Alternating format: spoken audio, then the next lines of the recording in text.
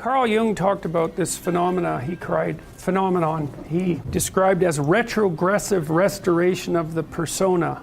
It's a complicated idea, but basically what it means is that sometimes you take a leap forward and you learn some things, but you can't catalyze a new identity, so you try to go back and hide in your old identity.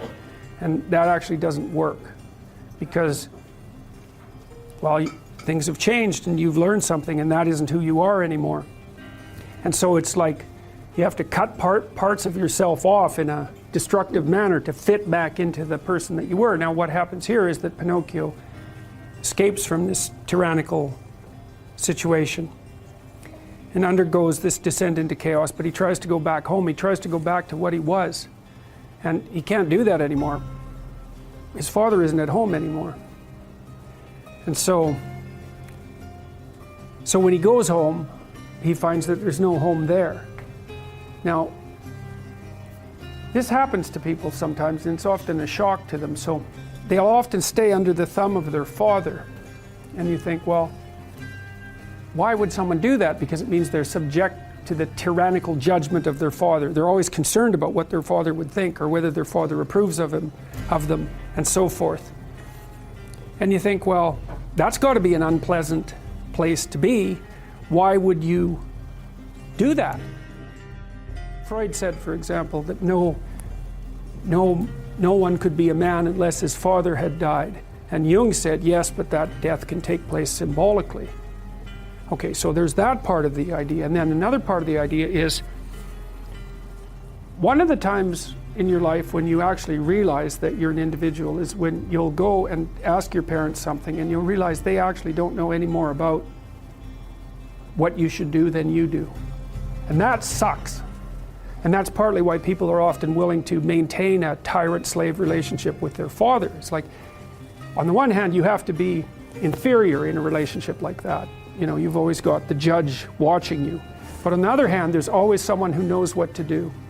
There's always someone standing between you and the unknown that you can go ask, what should I do?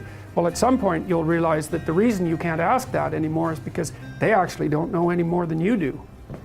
And then that's a pain, like that is a symbolic death. And that's also when you establish a more individual relationship with your parents. It's at that point that you could conceivably start taking care of them instead of the reverse. And that's a time that should come. But you have to let that image of perfection go. And that exposes you. Well, that's what happens here. You know, Pinocchio goes home and he wants things to be the way they were, and he wants to stay under the careful care of the benevolent father, but that's no longer possible. He's past that point, and that's why the father has disappeared. And so Geppetto has gone off to look for Pinocchio because he also needs his son, but in any case the house is abandoned. And so then we see inside the house that everything's covered with cobwebs and everything's gone, and Pinocchio and the cricket sit on the steps and they're very concerned. First of all, they wonder where he went, so they're actually concerned that he's gone, but they also don't know what to do because there's just no going home. And so, you know, that's also the case that once you hit a certain point in your development, well, it's the same thing we already talked about. The answers that you're looking for are not going to be found in your parents' house. It's as simple as that. Now, you could artificially maintain your dependency, but, you know, if you do that for too long, things get pretty ugly.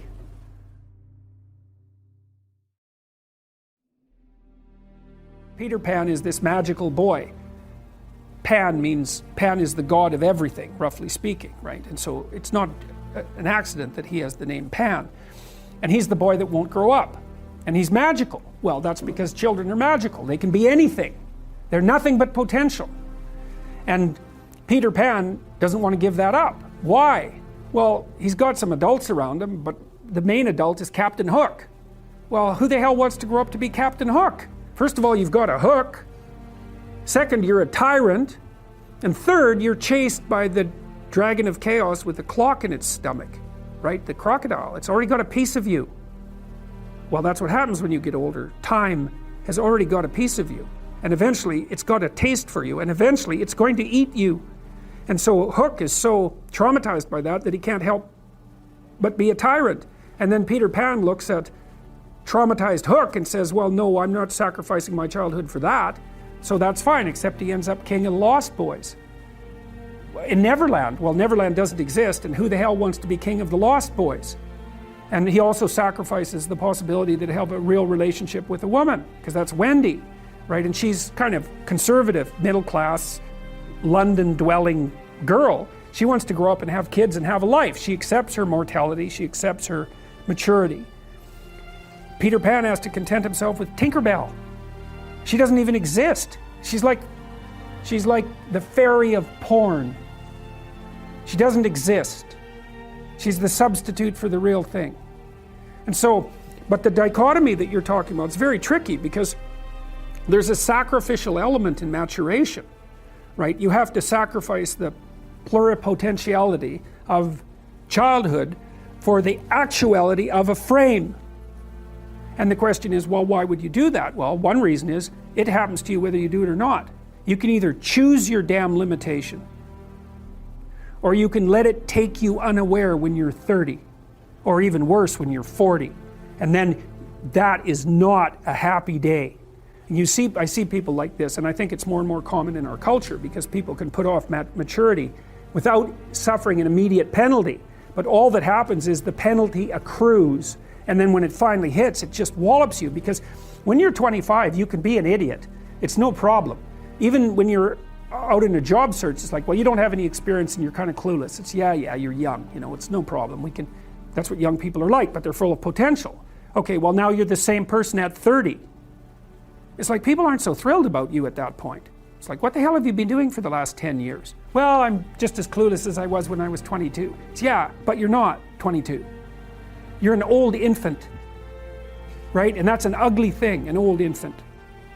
So part of the reason you choose your damn sacrifice, because the sacrifice is inevitable, but at least you get to choose it. And then there's something that's even more complex than that in some sense, is that the problem with being a child is that all you are is potential, and it's really low resolution. You could be anything, but you're not anything. So then you go and you adopt an apprenticeship, roughly speaking, and then you become something. And when you're something, that makes the world open up to you again. Like if you're a really good plumber, then you end up being far more than a plumber, right? You end up being a good employer. Not that plumbers, I'm not putting plumbers down. It's like more power to plumbers. They've saved more lives than doctors. So, hygiene, right? So, if you're a really good plumber, well, then you have some employees, you run a business, you train some other people, you enlarge their lives, you're kind of a pillar of the community, you have your family. Once you pass through that narrow training period, which narrows you and constricts you and develops you at the same time, then you can come out the other end with a bunch of new possibility at hand.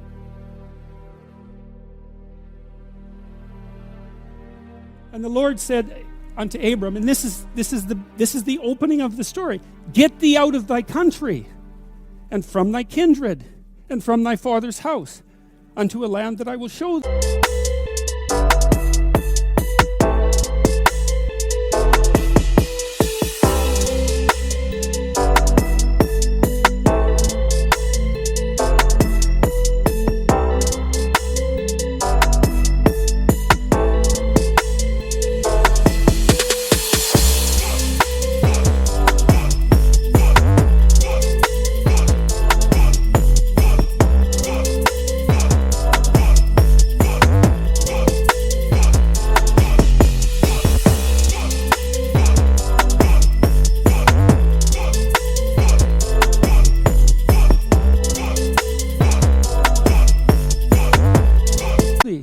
And this is one of those phrases where every clause is significant. Go somewhere you don't understand. That's the first thing. Get thee out of thy country. Back in the 1920s, there was a whole slew of American writers who ended up as expatriates in Paris, Hemingway among them, and a variety of others. It was very inexpensive in Paris at the time, and part of their transformation into great literary figures was the fact that they were out of their country, and now they could see what their country was, because you can't see what your country is until you leave it. So you have to go into the unknown, and that's God's first command. Go into the unknown, because you already know what you know. And that's not enough unless you think you're enough. And if you're not enough and you don't think you're enough, then you have to go where you haven't been. And so that's the first commandment to Abraham. It's like, okay, that's a good one. That makes perfect sense. Go to where you don't know. Yes. And from thy kindred. Well, what does that mean?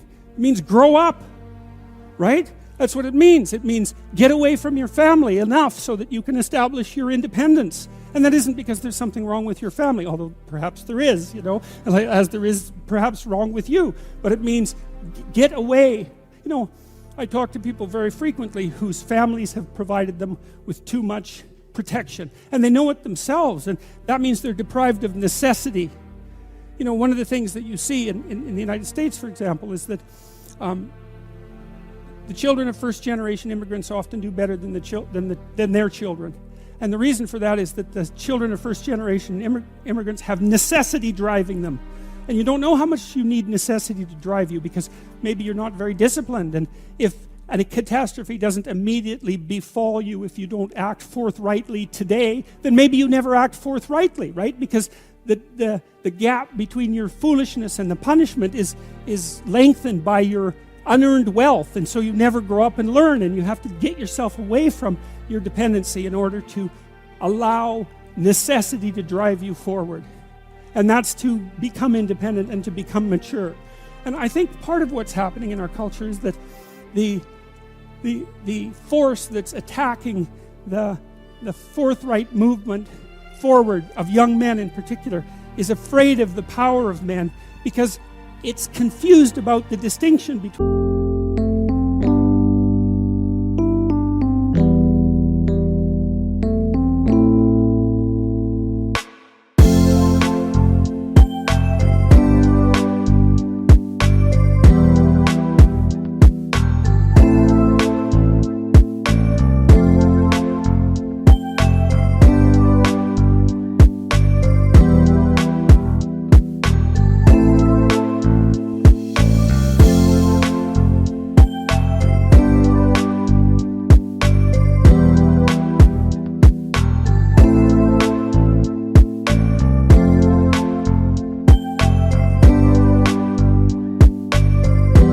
power and authority and competence.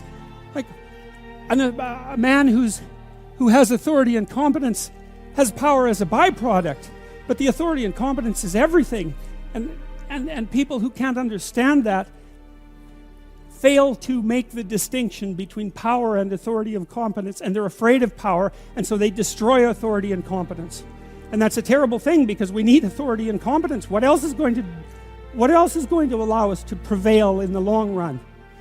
And so you get away from your country, and you get away from your kin and from your father's house, right? And you go out there and you establish yourself in the world. It's a call to adventure. That's what the first lines in the Abrahamic story is, a call to adventure.